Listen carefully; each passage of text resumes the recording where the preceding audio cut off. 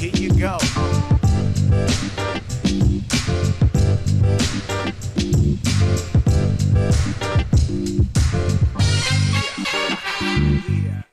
Centrifuge.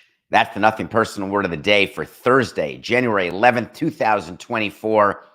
And I want to give a shout out before we start the show to the PR people at New England and Bill Belichick and Robert Kraft. Thank you so much for letting the news go that you are leaving the Patriots at about 7:04 a.m., giving me 56 entire minutes to get ready for a live show that was ready to lead with Nick Saban, that earlier in the day was ready to lead with Pete Carroll.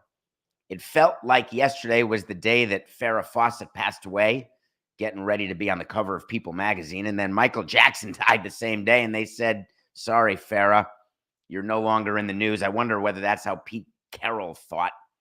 He shouldn't have thought that way. He deserves his own segment. He'll get it. Nick Saban resigning from Alabama. That's the lead, greatest college coach of all time. I have a lot of thoughts in my head. That's a segment. Getting ready, prepping with Coca, and then boom, the centrifuge bleeds out another casualty. If you don't know what that is, the centrifuge. Picture something spinning really fast, like the coaching carousel. The people can't hold on anymore, so they're flying off. Picture when you go to a carnival and you get on that ride with the swings, where you're on a swing and they put it up in the air and you're going around and you think you're going to fly off. Or the ride where you're strapped against the wall and the floor comes out and they're spinning you around so fast that you're just strapped against the wall. Sort of like what a centrifuge is. That's what I'm picturing the coaching carousel. I love the fact that it's not all on Black Monday. That's so on brand for the NFL and for football in general. One day, forget that. We're going to take a week. We'll get it done before the playoffs start, and then we'll focus on the field, but don't hold me to everything in a day.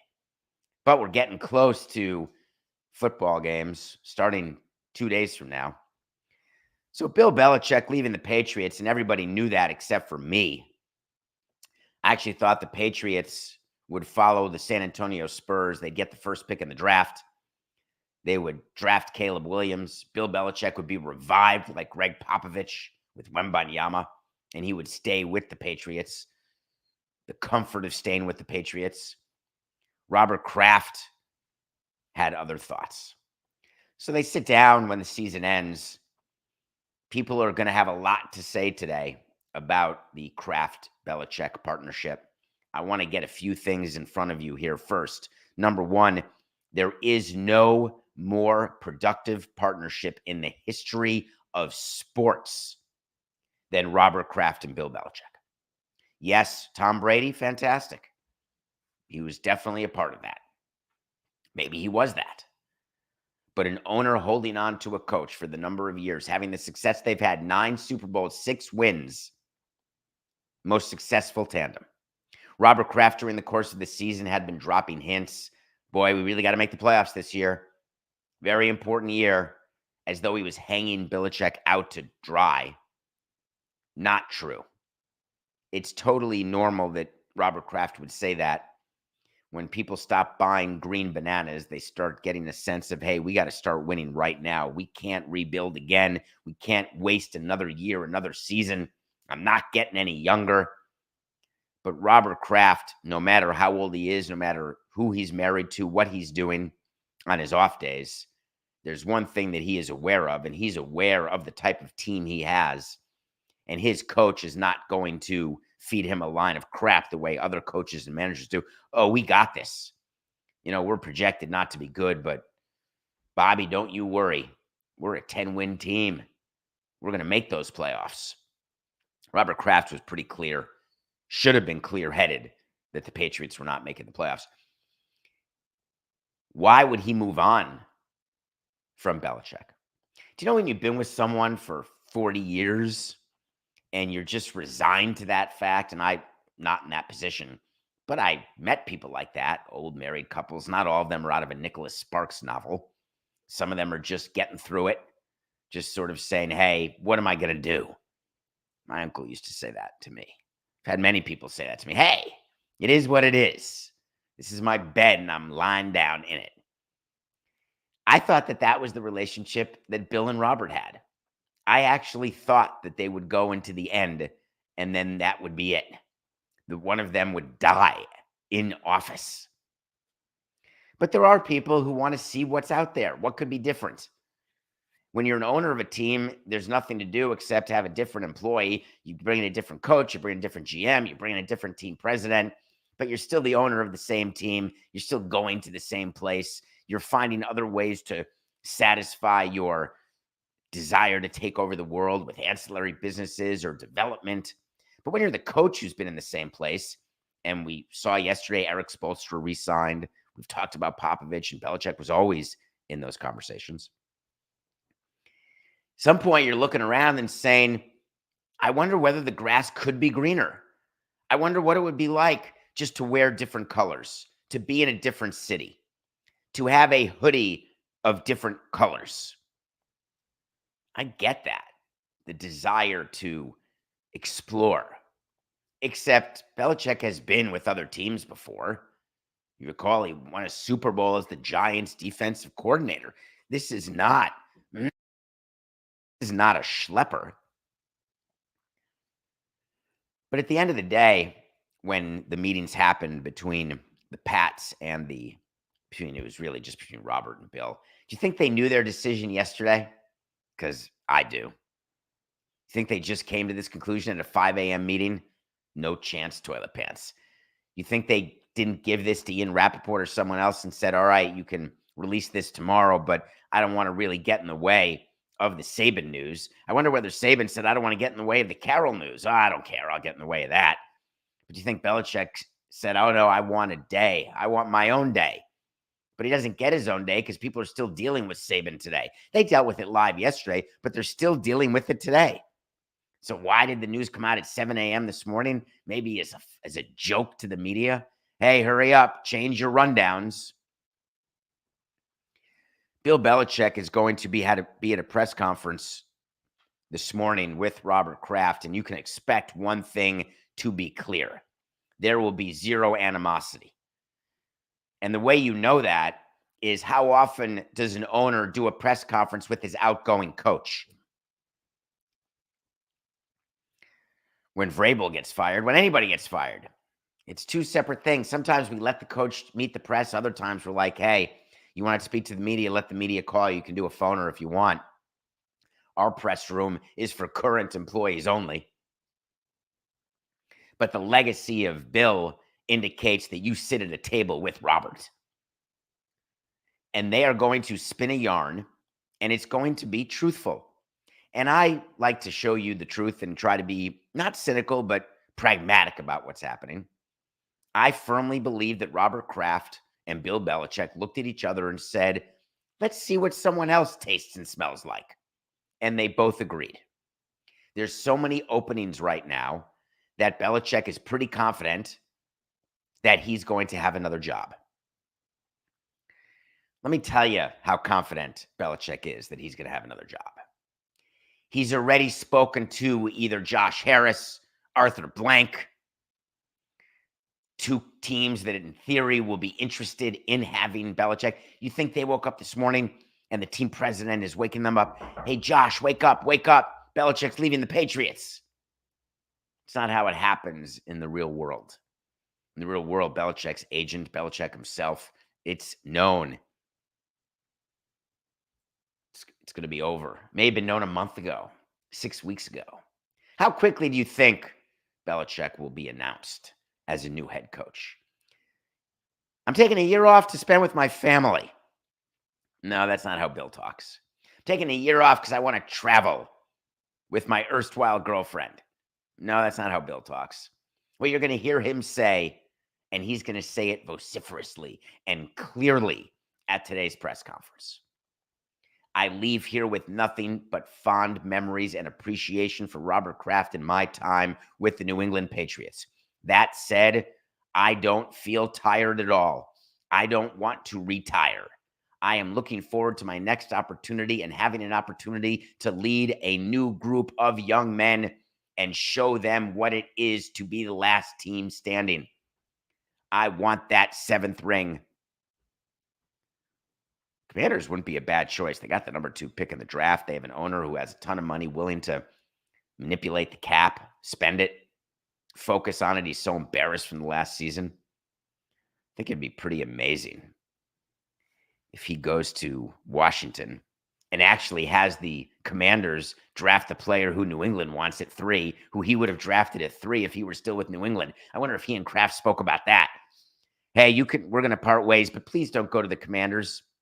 It's sort of like when you're married or you're dating someone and then you break up and someone says, hey, just don't date that person, that other person. Do anything, but don't stay in this neighborhood. And then you do exactly what your ex-spouse or your former girlfriend asks you not to do. That's just funny. Bill Belichick, there would be no small irony if he did that.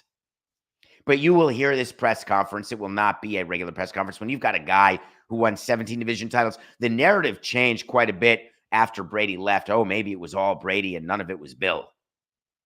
Maybe. Not. You need the combination of both to have this sort of success, to win 17 division titles. You need that. So Bill Belichick, watch that press conference. We'll talk about it tomorrow. We have a bunch of stuff to get to both today and tomorrow, but we will talk about how that press conference goes because we'll be interested to hear how they manifest their love for each other and whether or not I'm right about what Belichick says about his life going forward. Kraft will be asked who's next, and he will have to give a different sort of answer. Even though he already knows who he wants, he will not be able to say that. What Kraft will have to say is, hey, we're going through an entire exhaustive process that starts now. I expect it to be concluded quickly. Hey, anybody have any mustard for my sandwich? That'll be his hint that he's hiring Mayo. Although now that Vrabel's available, what if he just brings in Vrabel? Maybe that would be, maybe Mayo was his intention, but now Vrabel's availability, which he had no idea about, changed everything. Or maybe people will say, once Vrabel got fired, Kraft went into Belichick and said, you're gone, I want Vrabel back. No, that's not what happened. We had 2 wait to sees about Belichick. I want to cover them both because on this show, when we're wrong, we tell you. On October 17th, I told you Belichick would return to the Patriots with Caleb Williams. No, Belichick is not returning to the Patriots. I got it wrong.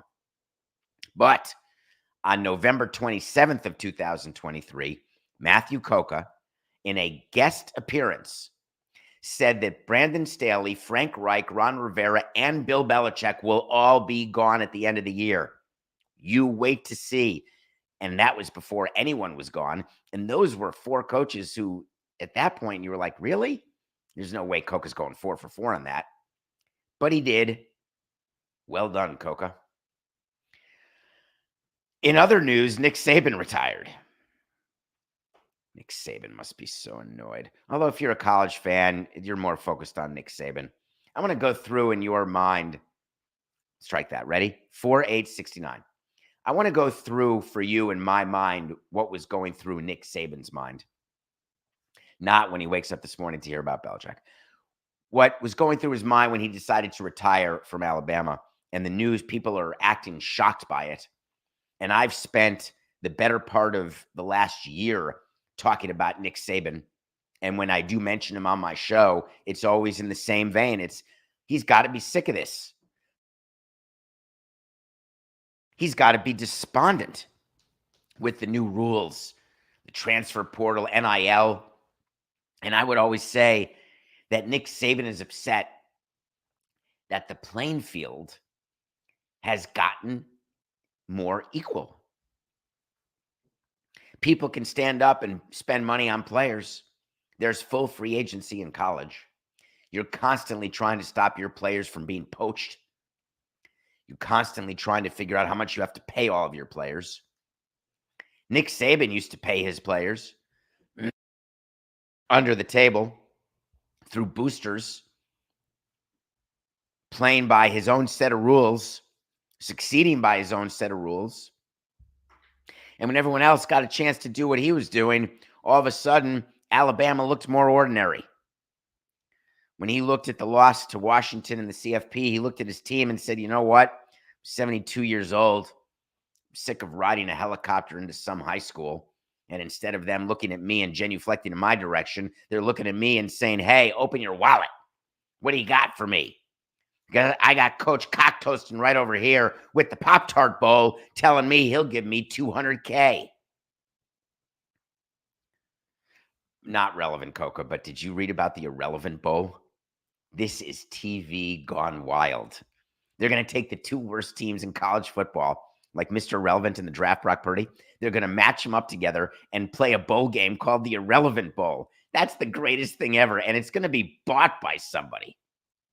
Coke is telling me it'll never happen. Dollar? Let's just make it a wait to see. You're telling me that there won't be a network. What was the CW network invented for but to have the Irrelevant Bowl? You're telling me that no team or coach would allow it, and I'm telling you a president would walk in and say, hey, tell me again, we're getting paid $100K to play a bowl game after a 1-14 season? Hell yeah. I'll give you an official, you know what, Coca? I'll go official wait to see right now. They will have an Irrelevant Bowl sponsored by Tostitos on network television. Have you not met your CEO, John Skipper? When he was at ESPN, he would have had two rats play with helmets on, called it football, put it on ESPN The Ocho, and paid the rights for it. And you would have watched it. You meaning the audience. Telling me you wouldn't tune in for that. Make that an official wait to see. Put it in the document on davidsamsonpodcast.com. There will be an Irrelevant Bowl. What were we talking about? Centrifuge. Have we talked Belichick yet? All right, number 2. Nick Saban retires. I have a note here. Could it be NIL related? No SS, David. Obviously it is. He won 7 national championships, 6 at Alabama, 1 at LSU. Nick Saban did a statement. I want to read it to you. It was pretty good. Ready? The University of Alabama has been a very special place to Terry and me. That is great grammar. Most people would try to sound smart and say it's been a very special place to Terry and I, and they'd be incorrect. What a great start to a statement. We've enjoyed every minute of our 17 years. I don't love that hyperbole. No one enjoys every minute of any job they have, of any life they have. You can be the richest person, the poorest person. No one enjoys every minute. So don't talk in platitudes like that because you lose credibility. I loved every minute of my time with you, sweetheart. We've enjoyed every minute of our 17 years being the head coach at Alabama, as well as becoming a part of the Tuscaloosa community. It's not just about how many games we won and lost, but it's about the legacy and how we went about it. Oy. We always try to do it the right way. Not exactly. The goal was always to help players create more value for their future. True that. Make sure you save all the money you're getting under the table. Be the best player they could be and be more successful in life because they were part of the program. That sounds a little Scott Borsey. I wonder whether Nick Saban follows up and is in touch with all of his ex-players. Are they all doing well? Seems unlikely. But that's an unfair level of scrutiny to put on somebody. No manager follows up with all of his old players. No coach does. There's too many. You can't keep in touch with all of them. And you do feel badly when you look at a player. Is it Jack McKeon's fault that Oogie Urbina served time in a Turkish prison? That's an airplane joke, but he did serve time. It was just Venezuela. Is it my fault that Justin Wayne was behind bars? No. It happens. Bad things happen to bad people. Bad things happen to people with good arms. What's Nick Saban's legacy? I guess he's going to be known as the greatest college coach of all time. He's not going to coach somewhere else. He's not the same as Belichick. He's not retiring so he can play somewhere else, so he can coach somewhere else. He doesn't want to be in the pros. That didn't work well in Miami. Sort of like Urban Meyer a little bit. Nick Saban goes to Miami and didn't quite work well. He got 0 titles with the Dolphins. Able to do 1 with LSU, 6 with Alabama. Does he join game day and replace Lee Corso? I think that that's exactly what Norby Williamson would want. Replace a 85-year-old with a 72-year-old. I think that's the exact type of demographics ESPN's looking for. If Nick Saban wants to do some desk work, they may give it to him. But it's hard to say that he wants to spend more time with his family and grandkids if he's working his ass off doing a pregame show. You may think that's not a lot of work, but it's a ton of work to prepare and be on those shows. It's just as much work Tom Brady calling a game as a color analyst versus doing the pregame show. It's a lot every weekend. I think Nick Saban just retires. I think he goes away. He runs his businesses, spends time in his Florida home, and then tries to see if any other coach can ever approach his success. That's what I think will happen. Big news. I don't get why people, Coca, can you explain to me why it's big news, breaking news when somebody decommits from Alabama? Do we think that people are committing to colleges these days because of the coaches? Like Deion Sanders goes to Colorado. All right, I'm in. I'll come to Colorado. I want to be with you. Hey, are you paying me? No. Oh, well, all right. What's the deal with that? People are going to Alabama just because Nick Saban is going to help them win a college championship. But now that Nick Saban's gone, the team's going to be worse. But they're hiring all these rumors of names. These are not schlepper coaches who are coming in. Or are they coming in with their own guys, their own recruits? So Nick Saban really liked me. He set me up with this great NIL deal. He loves the way I catch the ball. I just found it strange that it's big news that people are already recommitting. I can't imagine. Coca, the thing that Coca and I had a small conversation about before the show started is, does anyone want the Alabama job? And my answer is hell yeah. You like pressure, too much pressure following Belichick in New England? No. Too much pressure following Saban in Alabama? No. Why is it too much pressure? Alabama was known as one of the premier jobs in the country.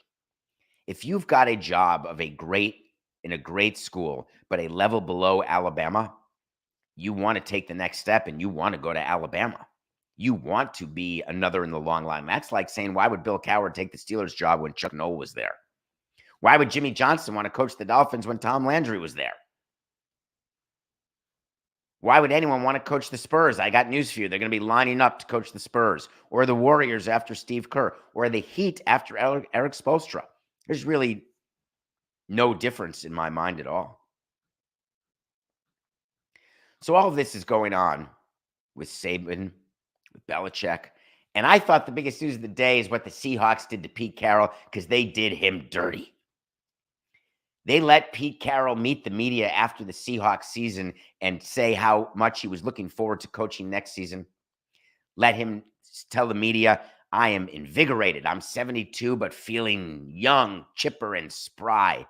I want to coach this team. And then 3 days later, Jody Allen, the owner of the Seahawks, not the real owner of the Seahawks, their trust owns the Seahawks. She's the executor, the representative for her brother, Paul Allen, for a team that needs to get sold, might I add. But Jody Allen likes being in the media, I guess.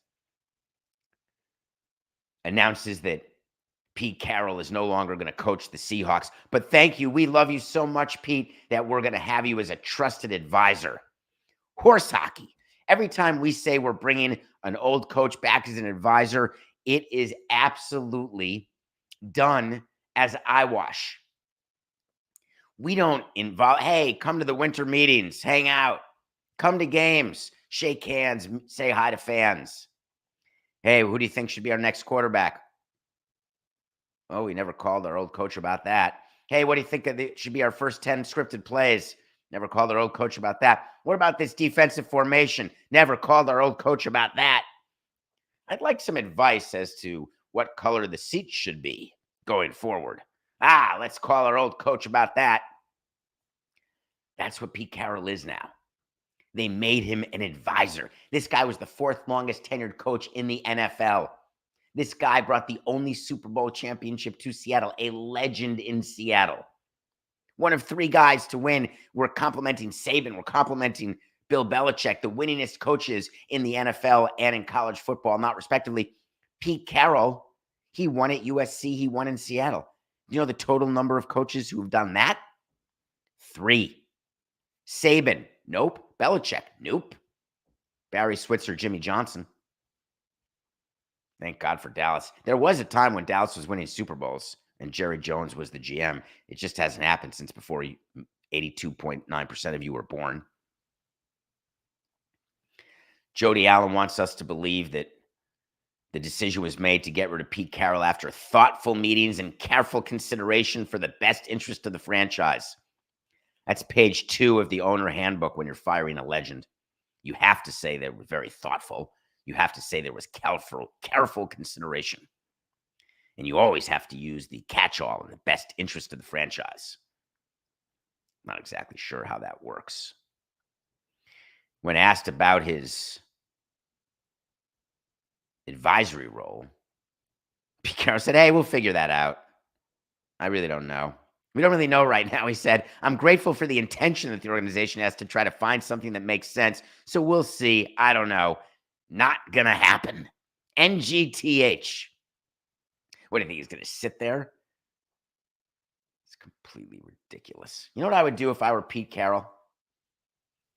I would literally say to Jody Allen, I'm not giving you this ramp. I wanted to coach next year. If you don't want me to coach, fire me. Because I got to tell you, if you think that I'm going to be like your grandpa and put me in a corner and then pretend that I'm important, but let me calcify, that's embarrassing to me. I'm too young for that. I'm not ready for that. I don't want to be in a home. That's what it's like to be an advisor. It's like when you stick your grandpa in a nursing home and you say, hey, we'll visit every day. And for the first 3 days, you visit every day. And then you start going once a week, and then you start going once every 3 weeks. Then you stop going. God, that makes me sound terrible. That's how it goes. You know that's how it goes. Pete Carroll, your advisor, come to the draft. Very important. Very important we have your input. 2 years from now, you're not even on the confidential phone list. Boy, did Jody do him dirty. They're so lucky that Saban and Belichick are in the news today because no one's going to talk about Pete Carroll. Nobody. Done. He's totally Farrah Fawcett. That's it. Nobody. Very, very sad. All right, let's take a break. When we come back, we are going to review a movie that is ranked in my top 100. I don't remember what number, Coca. It's called Continental Divide. We generated a number last week. And then we're going to generate a number live for the movie I'm going to review next Thursday, because for 100 straight Thursdays, except for the one I missed, damn it, we're going to review a movie from my top 100 and then tell you what I think of it because I'm going to watch it again. And then we're going to go through something that's going on inside the offices of the NFL that I do believe you will be interested in, because layoffs are coming to a theater near you. We'll be right back.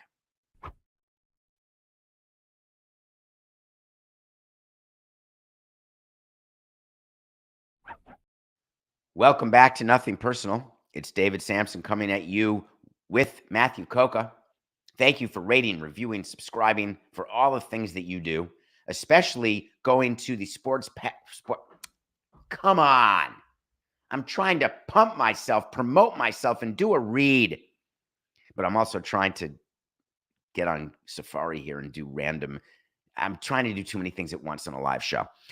We're a very lean ship, folks. There's nobody here. It's just me and Coca.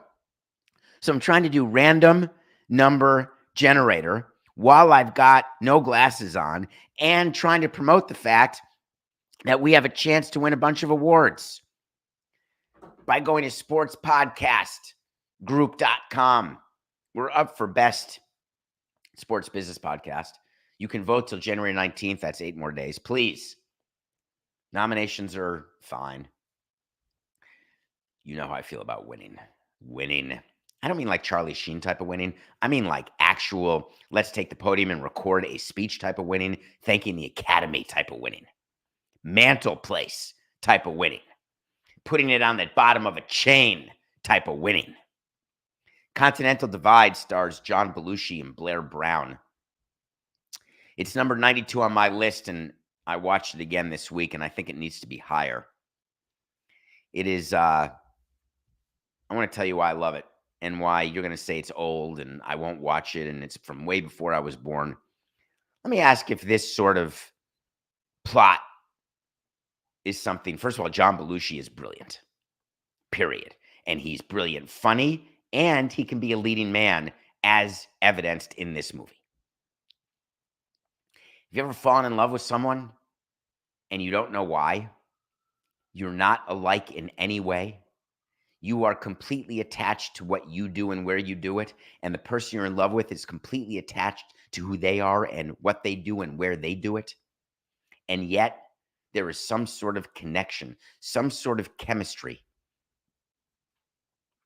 There is something about the story between John Belushi and Blair Brown. He is a columnist in Chicago. She is a bird woman, ornithologist, I'm totally blanking, Coca.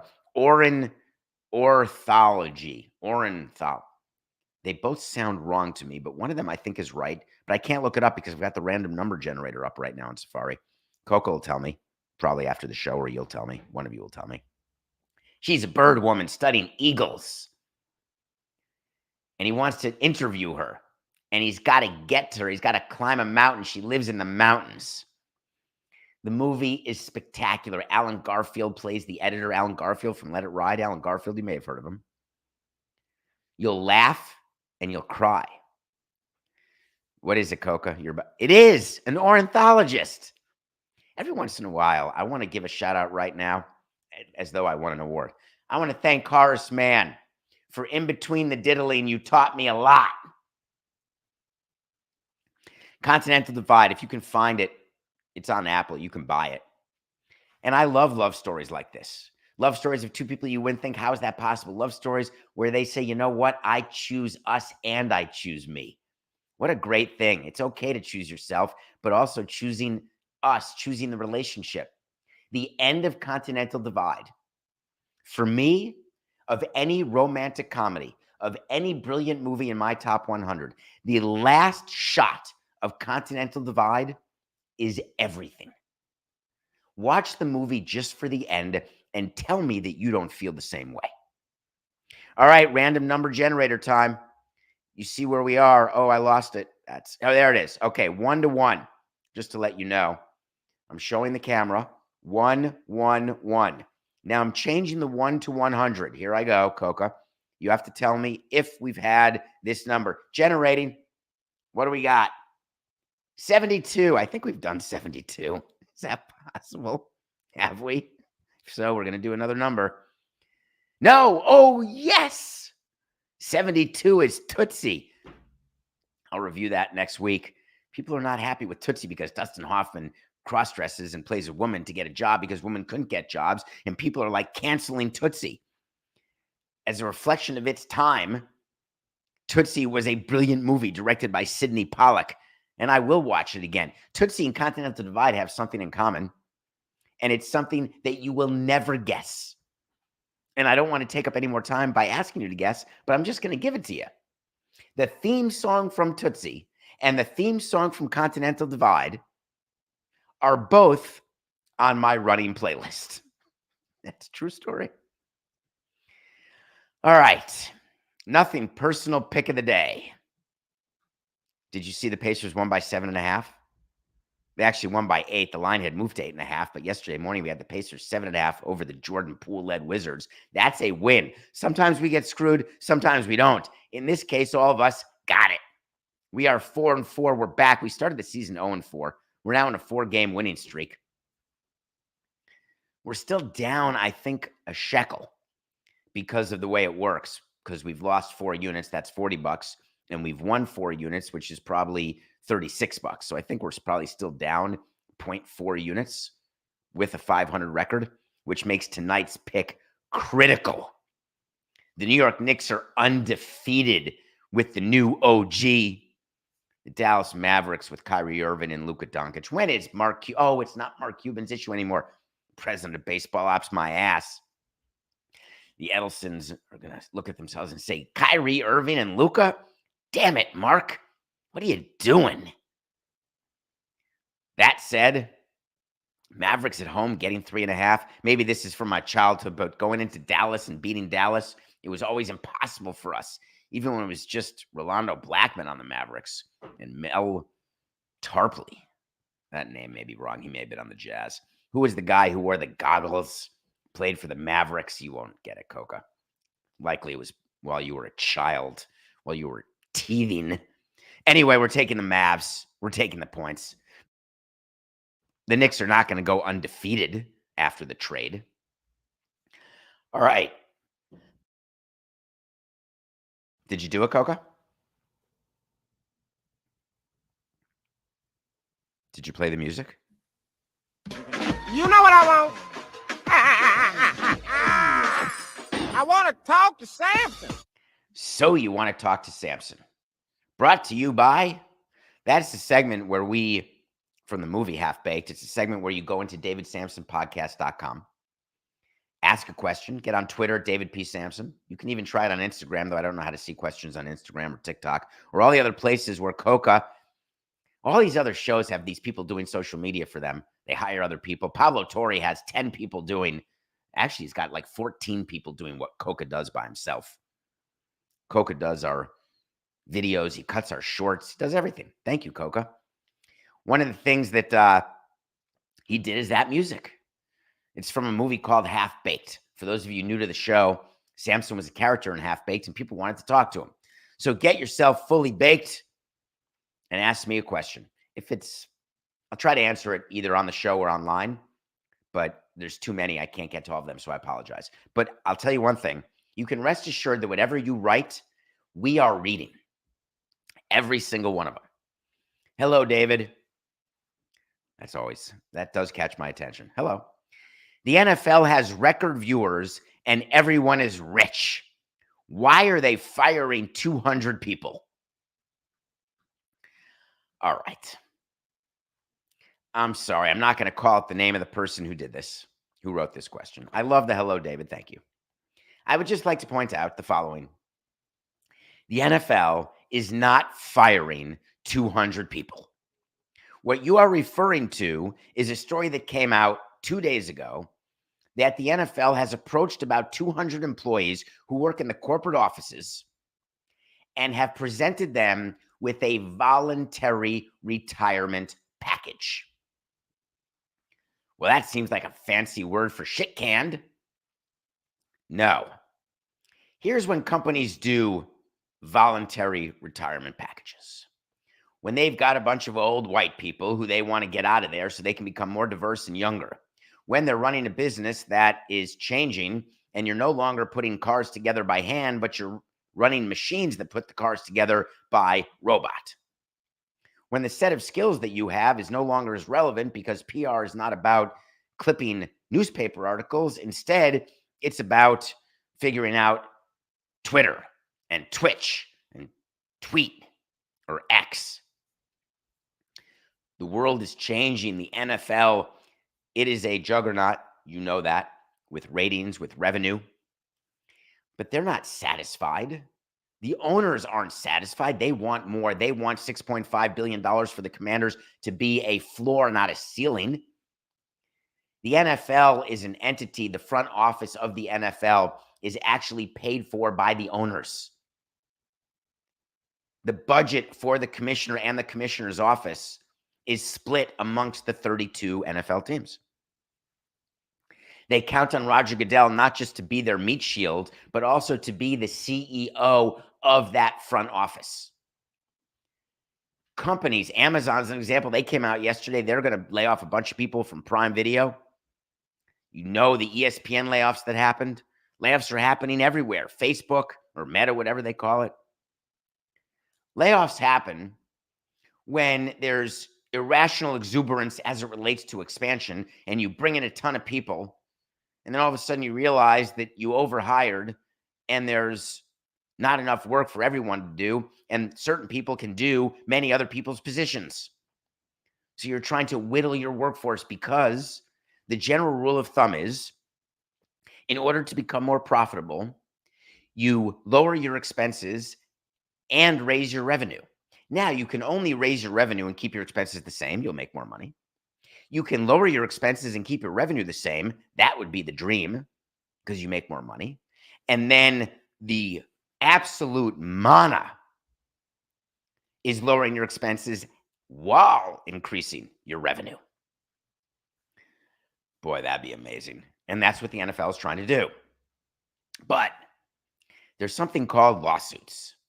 I don't know if you know this, but human resources, the HR department, they now call it the people department, the chief people officer. That's a very funny thing. Like with baseball, when the Red Sox hired Chaim Bloom and they named him the chief baseball officer. Oh, that's so cute. He's your GM. Thought it was cute enough when we called people president of baseball operations. So ridiculous. He's your GM. Call him anything you want. That's the job they're doing. Chief happiness officer. HR departments are responsible to meet with employees when there's going to be a termination. You never do it one-on-one, by the way. You never terminate with just one person in the room. They can become a he said, she said, they said. It has to be multiple people. When you fire someone, you ask them to sign a document. It's a separation agreement, and that separation agreement is a severance package. If they don't sign it, you don't give them the severance package. They've got to sign an agreement, and that agreement says, we're not going to sue you. I am not going to sue you for firing me. I'm taking my money. Voluntary retirement is when you go to somebody and say, hi, you're old. I want to get rid of you, but I'm going to pay you a lot. As a matter of fact, I'll give you 3 weeks for every year you've been here. I've been here 15 years. That's great. I'll give you 45 weeks. Why would the NFL do that? When you fire somebody and you pay them severance, you actually get to take all of the money that would be owed to them and you get to put it into the current year from a booking standpoint. That's finances. That's accounting. There are advantages to that, to raising your expenses on the books for a particular year. There are tax benefits to it. It also guarantees what your future liability will be because you no longer have a question about how long that person will be there, what that person's severance will be. It all gets taken care of. And the reason why you call it voluntary is that you are not firing the person. They are taking an act. They are signing a document saying, we will take the severance. So I ask you this, find me one person who's ever been asked to take a voluntary early retirement and ask them, do you think that you were pushed out? 100 out of 100 of them will say yes. 100 out of 100 of them will say this feels like being fired. It is. I'm sorry. Except we get to call it something else. And we don't know the number. So it's not that the NFL, as you asked in your question, is firing 200 people. They are giving 200 people the chance to say they were fired when legally they weren't. And that is a subtle yet very, very important difference. The NFL is not happy that this got out there. I can promise you that. You always give employees time. They get an envelope. You open the envelope. Dear John Cocktoaston, let me start by saying we value you at the NFL so much. You've been so great to us. As a good standing member of our company for 17 years, we would be honored to offer you the privilege of the following severance package. Should you choose to accept this mission, Ethan, you will receive boop, and then blank, blank, blank, blank. And then it's signed, we'd like to hear back from you because this offer expires on February 14th. Happy Valentine's Day.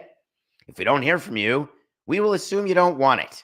Then we're going to make your life so miserable that you're going to wish you took it, except it won't be on the table. Oh, shit, I'm not supposed to say that. That's supposed to be unwritten. That's supposed to be the rumor. Hey, what happens if we don't take it? Are we still going to get the best jobs and the best projects?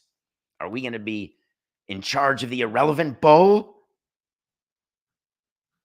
The league, of course, had to release a statement about it. And they did. And it was a pretty funny statement that they're working to adapt to the changing business environment. Code word, we want to fire a bunch of old people. We want to align resources with key investment opportunities. Code word, we're cutting expenses. We're continuously evaluating ways to enhance efficiency and improve outcomes. Code word, we can have one computer do what 4 human beings were doing. That's why I don't like statements around voluntary retirements or around changes in your workflow, changes in the number of employees you have. I think that the statement could have been very simple. Yes, it is true that we've offered 200 people severance agreements, voluntary retirement. Why? Because it's just business. Thanks for all your service. It's nothing personal.